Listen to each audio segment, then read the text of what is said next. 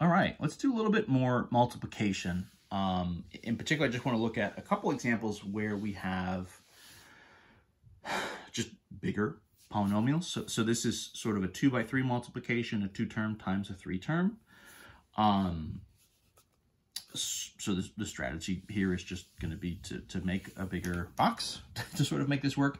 It doesn't really matter which polynomial we put along the top and which we put along the side. I think last time I put the first one on top, so I guess we'll do that. So negative 4x squared plus 3x, right, along the top. And then I guess it matters for keeping it in frame, eh? So 2x cubed, right, kind of minus 9x squared, and then plus 5x.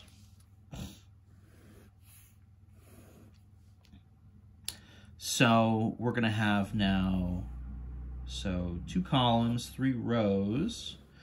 So that's 6 individual kind of multiplications. This is totally reasonable, right? You know, 2 by 3, sort of 2 terms by 3 terms. The idea is you'll get 6 terms coming out of it, right? So you're getting the, because you're sort of multiplying, you kind of get the product of the number of terms in the end. One thing, always just make sure you're carrying and sort of watching any of your negatives. You're sort of carrying those through the whole time. So let's do this, right? So 2x cubed times negative 4x to the 2. So that's negative 8. This would be x to the 5. Maybe we'll just go straight down, I guess, right? Negative 9 and negative 4 is positive 36. I don't really need the plus there. I'm kind of just putting it in for emphasis. X2, x to the 2 would be x to the 4, right? 2 and 2 is 4. Negative 4x squared, positive 5x, so that's negative 20. X to the 3, right? So we got kind of 5, 4, 3 coming down, down the column. Makes perfect sense, right? Because we're descending here and everything is sort of overall going up by 2.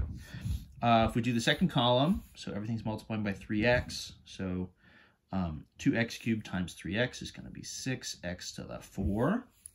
Negative 9 times 3, so negative 27. X to the 3. 5x and 3x would be 15. X to the 2, right? X to the 1 and 1. And so again, what's kind of nice here, I want to emphasize this is not a guarantee, but a thing that happens here that's nice, right, is on the diagonal, you can kind of get those like terms syncing up. And so what are my results here going to be? So this would be negative 8 x to the 5. This would be 36 and 6 would be 42. Whoops. X to the 4. Negative 20 and negative 27 is negative 47. X to the 3. And then plus 15x squared. That just looks kind of cruddy. Let me just rewrite this one last time, right? So that's negative 8x to the 5 plus 42x to the 4 minus 47x cubed plus 15x to the 2. So we kind of start with 6 terms. It condenses down to 4, right? The overall, right, the degree, we have sort of a degree 2 and a degree 3. We go up to a degree 5, right? I think everything here is pretty reasonable. You can kind of see the lowest one, right? A 1 times a 1 gets us a square. And that's the way it goes. You know, I don't think there's anything too wild here. I'm going to do one more example. I'm going to do a 3 by 3. We're not, you know, in theory, you could do 4 by 4s, 10 by 10s, right? I mean, at some point it gets a little ridiculous. And you would like have some sort of, you know, computer program or Excel or something set up to like do this multiplication for you once it gets to a certain size. But, you know, I think in the book, you know, you might see as much as a 3 by 3. Let's see what we can do here. How about x to the 4 minus x squared plus 2x. Let's multiply by 3x to the 4 minus 2x cubed plus 6. So one thing I'm changing up here a little bit that hasn't been true for the ones we've done previously is I'm jumping around a little bit as far as the powers go, right? So 4 to 2 to 1 and then 4 to 3 to 0. That's going to have a little bit of an impact as much as getting sort of like terms in the final result. It's fine, right? It's not like we're guaranteed to get a bunch of like terms, and you know, it only works if we get like terms. We can sort of just get what we get and go from there. So this will be sort of 3 across the top, x to the 4 minus x squared and plus 2x. This will be, right, 3x to the 4 minus 2x cubed, and then plus 6 along the side. So this will be, you know, 3 by 3, right? This is going to be 9 individual boxes. Get my kind of diagonally, my kind of crooked boxes here, but that's okay. So again, no particular order. Maybe we'll just go in columns again, just because that's kind of how we've been doing it. So 3x to the 4 and 1x to the 4 would be 3x to the 8, right? Adding the powers. In the end, this just comes down to the same 8-1 rules, these power rules, multiplying a monomial times another monomial. That's all this kind of comes down to in the end over and over again. And then combining like terms. Negative 2x cubed times x to the 4, so negative 2x to the 7 plus 6x to the 4. 6x to the 4. All right, column number 2 times negative x squared. So that's minus 3 x to the 6. Minus and minus, so that's plus 2. So x cubed and x squared. So plus 2x to the 5. 6 times negative, right? So it'll be negative 6 x to the 2, right? You can kind of see some patterns happening, right? Times 6 and times 6, right? Relative to up here. Depending on kind of how you look at it, I always think it's interesting, right? Or you can go from this perspective, right? 3, negative 2, and 6 is maintained, but it's jumping up 4 powers. Last column, right? 3x to the 4 times 2x, so that's 6x to the 5. Negative 2x cubed times 2x, so that's negative 4x to the 4. 6 times 2x, so that's positive 12x to the 1. So what starts to happen here that's a little bit different, right, is trying to look for any like terms. And there are a couple, right? There sort of is, here are 2x to the 5s, but, you know, 8, 7, 6, 5, and 5.